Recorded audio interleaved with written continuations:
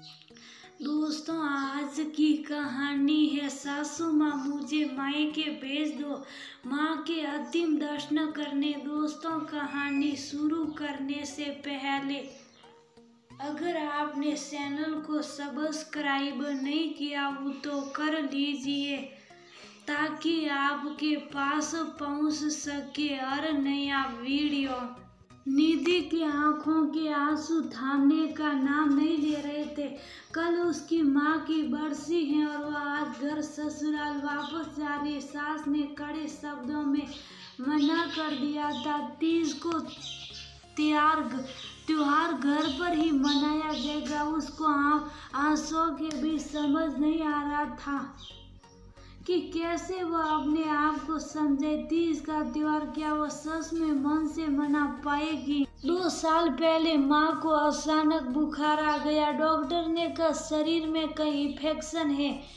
Antibiotic का dose दिया और बुखार उतर गया। रोज ही माँ से फोन पर बात हो जाती थी, पर बहुत मन होने पर भी देखने जा नहीं पा रही थी। सास ने कह दिया यहाँ पर मैं भी तो अक्सर बीमार रहती हूँ और मुझसे अब घर का काम नहीं होता। और सारा दिन वह फोन से लगी अपनी दोनों बेटियों को सलाह देती रहती हैं कि कैसे ससुराल में अपनी सास से काम कराए और खुद थोड़ा आराम कर ले। माँ की चिंता अक्सर ही परेशान कर जाती थी। दवाई के बाद उनका बुखार कुछ दिन ठीक रहा पर फिर वापस आ गया। डॉक्टर ने सारे टेस्ट कराने की सलाह दी। पिताजी ने देर न करते हुए उनके सभी टेस्ट की तारीख लेकर वक्त से सब करा लिए। मुझे परेशान देखकर राजीव भी एक बार जाकर माँ को देख आए थे।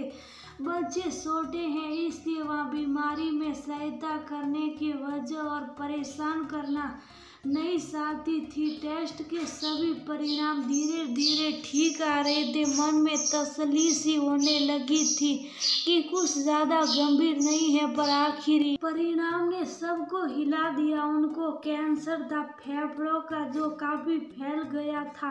एक बारीक सभी सख्ते में आ गए थे। मन यकीन करने को तैयार नहीं था, पर सब सच था।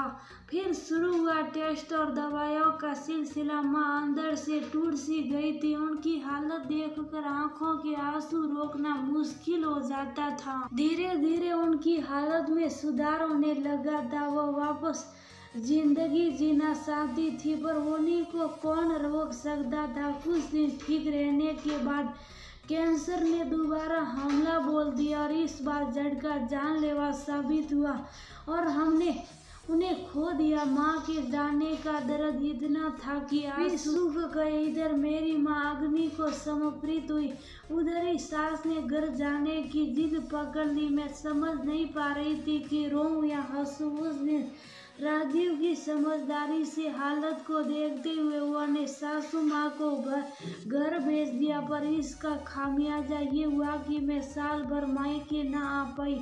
बरसी पर भी सास ने त्योहार का प्रश्न सिर लगा दिया। क्या लड़कियों की सरे नसी लता होनी नहीं चाहिए? यह शादी के बाद माँ बाबा के साथ बीता ये पल अचानक भूल जाने चाहिए। हम लड़कियों शादी कर अपना घर छोड़कर एक नया घर आबाद करने आ जाते तो क्या ये हमारी जड़ों को अपना भी नहीं सकते? मन बहुत परेशान है, इसलिए आप सबके साथ बांट